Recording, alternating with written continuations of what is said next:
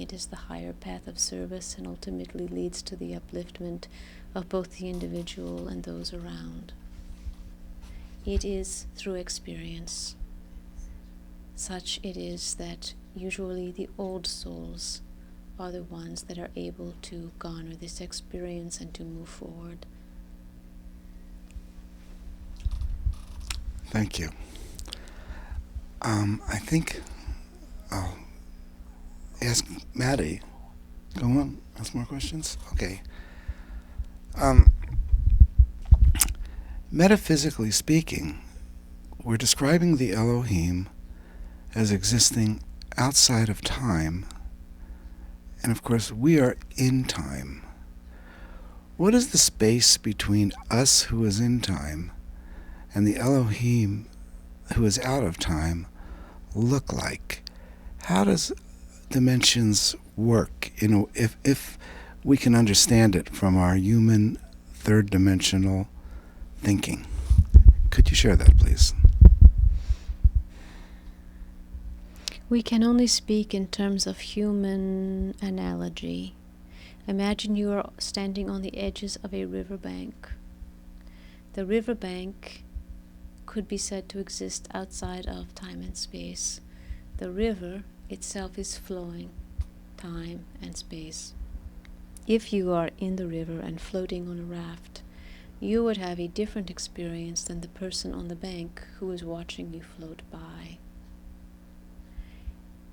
The person on the bank watching you float by could said to be exist outside of your continuum, as they are not in the flow or the progressive rate at which you on the bank are stationary or seemingly stationary.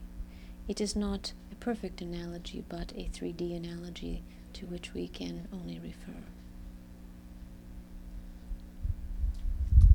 Thank you. Could we say that we have all these people on our planet and they're all perhaps at different vantage points watching the river go by? That is somewhat accurate, yes. You have heard the adage, everyone is at their own movie. This is a well-known human adage. It is true in many ways. When something like a miracle or a synchronicity happens, is that something that the Elohim often partakes of from their realm into this realm? And could you share a little bit about the mechanics, the celestial mechanics of how time-space is bent to allow something that's non-linear to occur in this realm? The occurrence of, quote, miracles and synchronicities have not so much to do with the Elohim as they have to do with the intention of those on the other side of the veil, pulling to themselves through their intent the, quote, perfected orchestrations of their heart's desires. We are simply there to egg them on, so to speak, to allow them to have faith in the process, for them to know that we are supporting them. They themselves are the creator. We do not do anything per se on behalf of them, though we may support them in their emotional and intentional ways of being, for these synchronicity flows to open and to happen. So when we pray and we have a high intent, we can reach through the veil and we can have a group like the Elohim then join us in our high intent of service for the planet. Is that kind of a way of looking at it? We would not use the word join. We would use the word support.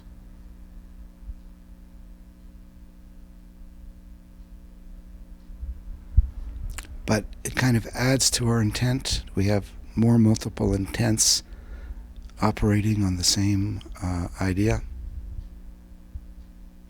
You can feel that we are in support of you. You can feel the upliftment. You can feel the love light vibration.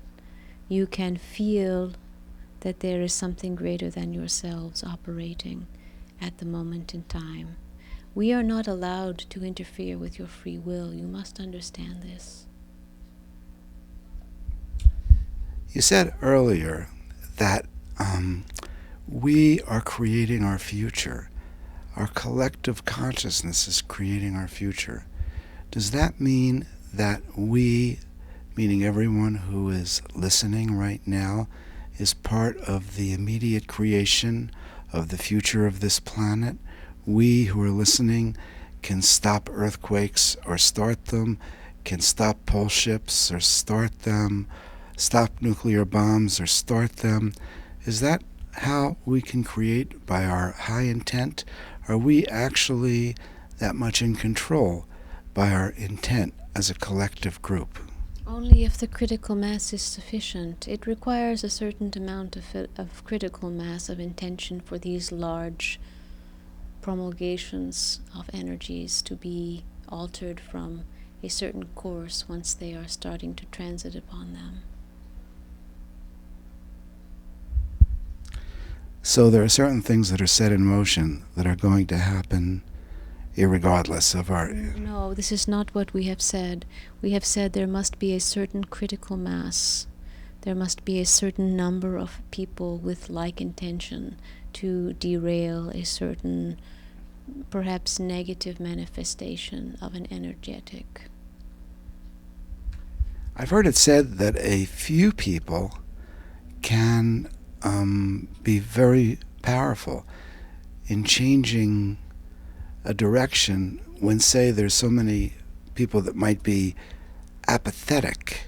This is true. With sufficiently high intent, there can be those few with sufficiently pure intent to offset thousands with apathetic or mixed intent. Is this why in the Bible it said 10 people could save a city of pure intent? Yes. Is that true today? 10 people of pure intent might save a city? We would say closer to 100. 100 people of pure intent can save a city. Okay.